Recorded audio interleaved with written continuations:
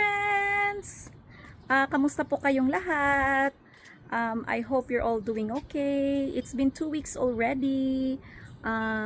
Update ko lang yung backyard kasi nung 2 weeks ago, meron naman ng mga tulips na nagbo-bloom, nag-o-open, pero ngayon mas dumadami pa sila. But today is Thursday. It's April 24th. Can you believe, friends? Next week, May na. It's gonna be May 1st, I think, on Thursday. So, 1 more week to go. Ang bilis-bilis talaga ng araw. So, ayan. Galing tayo ngayon sa work. Today is Thursday nga. So, before ko ipakita yung update ng tulips, ito pala yung greenhouse, friends, na sinabi ko nung last na vlog ko na I was so excited about it pag na-build. But anyway, parang I've changed my mind. Sabi ko I'm gonna call it as a greenhouse. Greenhouse naman talaga. Pero sabi ko, tawagin ko siyang sunroom. Kasi, eto friends, papakita ko sa inyo. So, ito yung itsura niya. We built it for 3 days. 3 days naming binild to. I bought this in Amazon. 900 something dollars. Tapos meron siyang shipping na 100 tapos 200 yung delivery. So kasi parang 4 boxes siya so they have to carry it. So meron kang babayarang $200 for delivery. So yung nilagay ko dito sa loob, supposed to be greenhouse siya, pero parang sabi ko ang sarap dito magpahinga sa loob kasi wala namang kaming sunroom. So sabi ko tawagin ko tong sunroom. Tapos konti lang naman yung plants ko, yan lang, mga peppers lang. And then 2 pots ng maliliit na dahlia. Tapos the rest is tomatoes, kamatis. So, ito, matagal na to sa bahay namin to. I-dispose ko na sana. Kaya lang sabi ko, sayang naman. Tapos, this one, dapat paganyan yung paglagay sa kanya. Kaya lang, syempre, wala nang space. So, nilagay ko na lang ganyan. Hindi pa actually to tapos,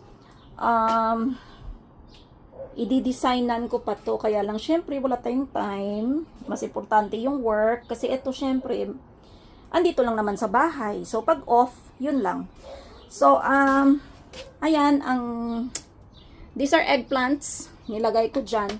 Kasi pag nasa labas sila, okay naman na yung weather, kaya lang, if they're outside, dinidig in siya ng squirrel. Walang magawa yung squirrel So, dito ko siya ilalagay, at least, nakasarado yung door. Ayan. And then, nilagyan ko ng 2 planters para magandang tingnan. So ito na yung tulips. Pasensya na kayo friends, yung mga anak ko kasi mahilig mag-boxing. So napakabigat niya. It's for only this, it's 100 pounds. Napakabigat niyang i-transfer. So sabi ko sige, diyan na lang siya. Kaya lang syempre tinatabunan niya yung yung beauty ng backyard ko. Eto yung tulips, friends. Nag-bloom na sila. I planted this last year. Mga sobrang bulbs ko, I put it here. I just dump it here actually. Sabi ko, bahala na kung tutubo kayo. Kung hindi man tutubo, okay lang. Kung tutubo, mas okay. Pero tingnan nyo, friends. Yung iba, maliliit yung height. Yung iba, mataas. So, hindi ko na nabasa yun. Basta, nilagay ko na lang lahat dyan. So, yan. Tapos meron din ako dito sa kabila. Eto. Ayan. Nilagay ko rin lahat ng bulbs dyan. Tsaka tububo siya. Actually, hindi naman mahirap itanim yung yung tulips So, eto na yung itsura nila. Etong parang purple pala. Yung variety ng tulips na to, mas matagal pala siyang lumaki at saka mag-bloom. Yung pinakaunang nag-bloom talaga is yung white. 2 weeks ago pa, the white. And then yung next is yung red doon. Ito yung mga purple na to. Kakaano lang nila, magbo-bloom pa lang.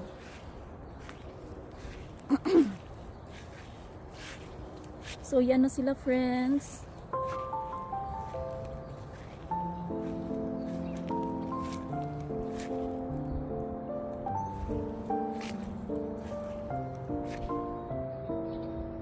Hanggang dun.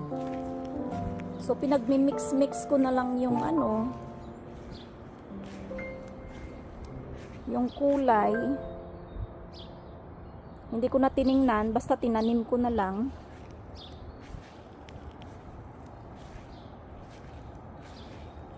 Kaya lang, friends,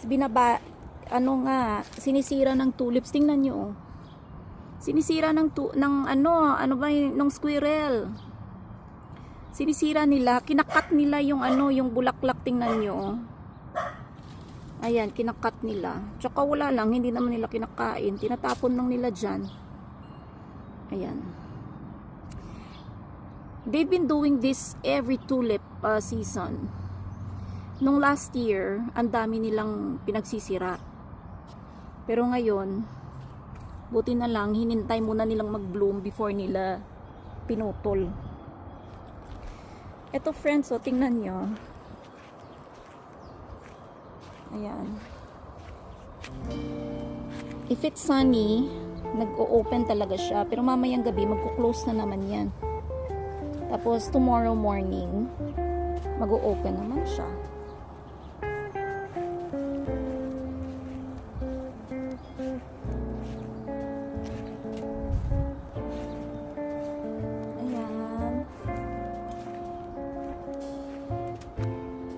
Actually, ayan, friends, patingin ko sa inyo, ha. Yung sinira ng squirrel. Kanina ko lang, kakaadating ko lang kasi. Ngayon ko lang to nakita.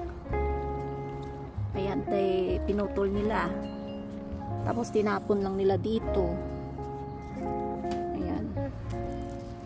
Kaya lang, parang wala ka naman ng, as a gardener, wala ka naman ng magawa. Kasi part sila talaga ng Mother Nature, eh. Andyan sila, eh. Andyan, usually doon sila sa mga puno. So, yan. Hinahayaan ko na lang. Kaya dinadamihan ko na lang magtanim ng tulips. Tapos dito sa kabila, pero ang mga ito, hindi nila, kung minsan sinisira din nila, pinuputol din nila ito, eh.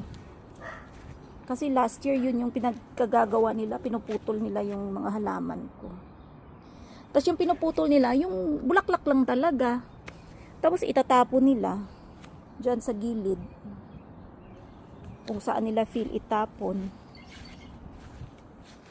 Ang ganda nitong daffodil na to, friends. So, kaya lang medyo na siya.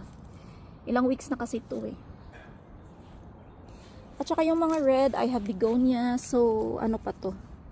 Mas kung sa Ilonggo pa, mas magdabong pa, it's gonna get more thicker.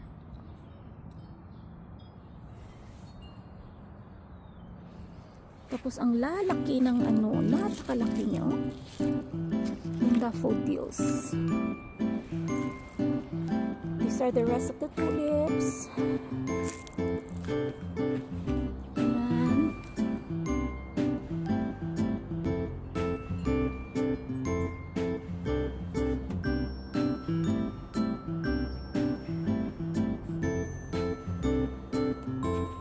Yung yellow, kakalabas lang.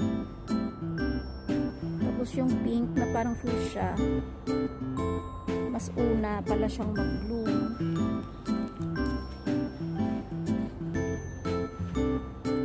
Tapos yung mga hostas, patubo na. Yung mga alliums, andyan na. Ito, parang lollipop yan na flower. Tapos, yung raised beds ko, baka magtaka kayo, friends, ba't wala dito? Bakit walang tulips? No, sana pinuno ng tulips. Kaya lang nga, Akala ko yung 1,000 bulbs na binili ko last year, akala ko kasya na siya sa lahat. Pero yung kinalabasan, hindi pala siya kasya. Kulang pa din yung 1,000 bulbs na binili ko na I think it's worth 1,000, mga lapit-lapit ding $1,000 yun, yung 1,000 bulbs. Kasi, syempre may mga shipping, may mga ano. Tapos, sabi ko, mas okay na hindi ko nilagyan ng tulips dito at saka doon. Kasi, hindi ko matatanim yung nag-aantay ko na mga tomatoes, mga peppers. Kasi, I have to wait for the tulips to hibernate. Ang tagal kaya nitong mawala. Siguro July pa. As in, mag-die down talaga siya, mag-hibernate. So, ayoko namang mag-antay pa ng July to August. Tapos, itatanim ko yung tomato, late na. So, by next week siguro, or this coming Saturday, tomorrow's Friday already, pwede ko na malabas yung mga veggies ko. This one here, this is a rose. So, kasi pag nagtanim kayo, friends, hindi naman pwedeng, kailangan may space siya eh. Katulad yan, isang rose lang. Tapos clematis. Tapos rose.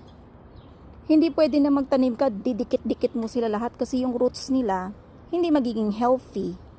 Tapos konti yung nutrients na makukuha nila sa baba. Kasi nga, wala silang space. Compared dyan, may space sila. Which is better. Tapos ito, ayan, meron din akong dyan. David Austin Rose at saka clematis. Nung lang ako tingnan nyo, gusto. Kailangan na naman nilang diligan. Nung weekend lang akong nagdilig eh. Nung Sunday yata nagdilig ako. Thursday pala, pala ngayon, Thursday. Ayan, more tulips. Yung iba, kulang sa dilig. Tingnan nyo, friends. Nalalanta sila kasi nga kulang sa dilig. Ayan. Pag nagdilig kasi ako dito, friends, it would take 2 hours. Not only 1 hour, 2 hours talaga na andito ako nagdidilig sa labas. Kasi hindi naman pwedeng magdilig ka sa taas lang eh. Kailangan i-stay mo talaga yung water para maabot yung roots. So, umaabot ako ng 2 oras sa pagdidilig lang sa lahat ng to. Ayan.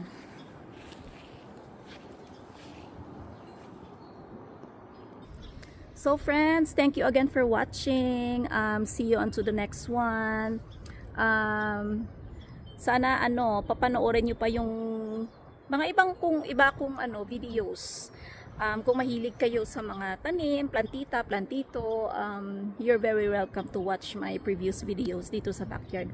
Lahat ng to ay panim ko lang lahat. At saka design ko lahat yan nung last year kasi medyo meron akong time last year na dito sa backyard. Pero ngayon kasi full time. So full time na tayo na nagwo-work. So medyo yung time lang natin, it's only weekend. Anyway, friends, thank you again for watching. Take care everyone and God bless. Thank you sa mga new subscribers. See you to the next one. Bye!